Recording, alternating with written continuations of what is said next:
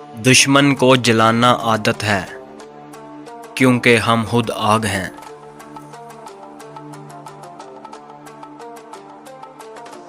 ہم سے پنگا لینا مطلب اپنی بربادی کا انوائٹ دینا۔ خوف پھیلانا کام ہے اپنا، تبھی تو نام سن کے لوگ ڈرتے ہیں۔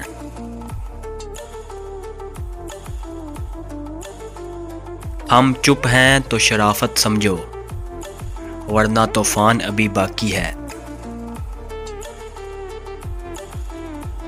جو ہم سے ٹکرائے گا سیدھا مٹی میں مل جائے گا۔ ہم سے دور رہنا ہی بہتر ہے، ورنہ کہانی ختم ہو جائے گی۔